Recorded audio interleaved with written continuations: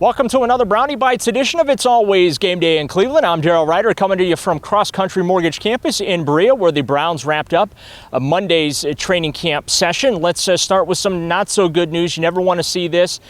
Defensive end Za'Darius Smith was riding shotgun in a cart off the field in visible pain as he was taken inside. So not so great news there. Also moments earlier, defensive lineman Sam Kamara walked off with a trainer as well. So as soon as we get injury updates on both of those players, we will pass that information along. Some positive news, Elijah Moore, who was briefly in the concussion protocol, he is out. He was in pads on Monday and was able to participate in practice. Now let's go over what happened in Monday's practice. They were in pads, as I mentioned, a lot of 11-on-11 work. It was a tough day offensively for Deshaun Watson and the first team offenses.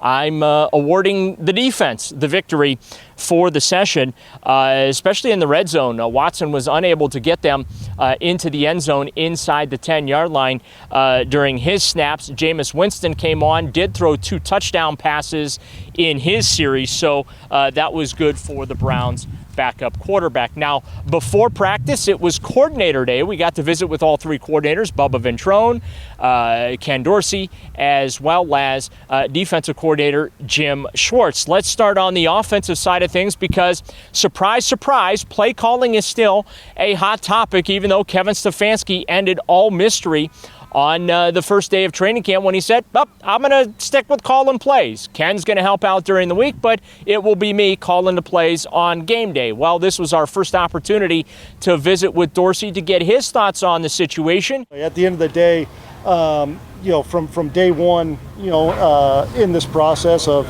interviewing and all that, Kevin was very upfront and honest about everything, and you don't always get that, in the league, and he was very, very upfront, and so I knew it going in that there was going to be a process to go through, and at the end of the day, I want to win football games, and Kevin's a fantastic play caller, and I feel good about where we're at. I think at the end of the day, look, this was a great opportunity to come to a great organization, work with Kevin, which I've absolutely loved. And this is something that, again, I think with that open communication and knowing, from the start, kind of what he's thinking and everything, that's what you appreciate, as an employee, in an organization.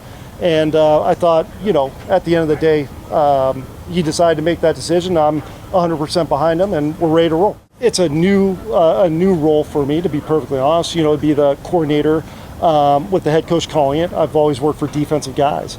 So there will be that feeling out process kind of as we go, which is great to have these preseason games to get that feel and get that rhythm. But it allows me to definitely, be as involved as humanly possible with the game plan and putting the plan together for us, and then at the same time also really be able to focus on our quarterback room and being prepared for meetings and being prepared for when they step out on the field in practice and on game day. Ventrone fielded a litany of questions about the new kickoff play, but it still remains a mystery, not only for us, but for the Browns as well. Ventrone indicated he doesn't expect to see a whole lot in the form of creativity when it comes to that play in the preseason, and he himself has no plans on tipping his hand as to what he and his approach will be to the new kickoff rule. So we're going to have to wait until week 1. We also got a peek before practice today at the new addition, as you see over my shoulder there here at CrossCountry Mortgage Campus, that 3-story addition. On the first floor, a brand new state-of-the-art weight room. This thing is incredible. They can video players' weight training sessions, their lifting sessions, and then provide almost instantaneous feedback to those players about their weightlifting sessions just to make sure they're hitting all the training points there. They also have a 3D player scan. They can customize the machines for each individual player's training program. Just incredible technology at the players and coaches and strength and conditioning staff's disposal. On the second floor, They have a row of bikes against the wall of glass there for guys to get some cardio work in. And then they have these, I don't want to say virtual reality, but these interactive rooms, 25 yards long. They have 2 of them in which they can take data from players' practice sessions as well as game sessions, because they wear all those data points on them when they're out on the field. They can take that and basically insert them into plays. They can basically do, for lack of a better phrase, virtual walkthroughs, offensively, defensively, including special teams. Again, 25-yard long projections onto walls, and then they have about 10 yards of working floor space as well. So an incredible setup there. Yes, there is also a golf simulator on the second floor, along with some places for players to kick back and relax a little bit when they have some downtime in the building. And then on the third floor, that is the hospitality VIP area that usually is going to get used here during training camp. It makes us be able to use our indoor better, right? When the weight room was taking up a third of it or a quarter of it, it just put us so tight. It made it hard to really work in there. This opens that up, so that's job number 1. But number 2, I think it just gives the players a boost. In 1999, I was with the Titans, and we had lived in trailers for 3 years. The team had moved from Houston. I mean, literally double-wide trailers. That was our facility. Locker rooms, meeting rooms, everything else. The week before the regular season, we moved into a brand new facility, and I can't tell you the emotional lift it gave the players. They felt first class. It was really a big boost for us going that year as we made a Super Bowl run. And I think this can do the same thing. When it's all said and done, 100 pounds is 100 pounds, but Sean Halls did a great job. The designers, all those guys did a great job with making it player friendly, making it where it sort of forces camaraderie. The walkthrough rooms are amazing. I think it can give us a big boost in a lot of different ways.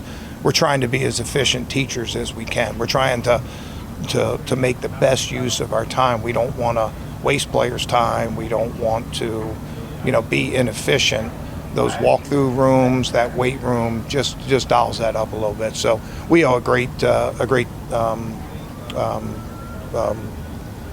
thanks to Jimmy and Dee for making that commitment, because that was a major commitment for it, and it's going to make a big impact in this season. We just feel that that's a great classroom for the guys to have an interactive meeting, if you will. And you saw it's a beautiful facility. Those rooms in particular, we're getting to know them. There's so many things that we can do in there. We're really scratching the surface, but an opportunity to not just sit in the old stale classrooms of yesteryear, where you can now go in there and really show the guys an audio visual that gets their really captures their attention. So the guys have responded really well to it, but we are still, as a staff, figuring out all the different things that we can utilize with those rooms in particular. So there you have it. That'll do it for the Monday edition of Brownie Bites on It's Always Game Day in Cleveland. Thanks to all of you that download and subscribe wherever you get your podcasts, including the free Odyssey app, and also watching us on YouTube. For my partner, Andy Baskin, I'm Daryl Ryder. It's always Game Day in Cleveland.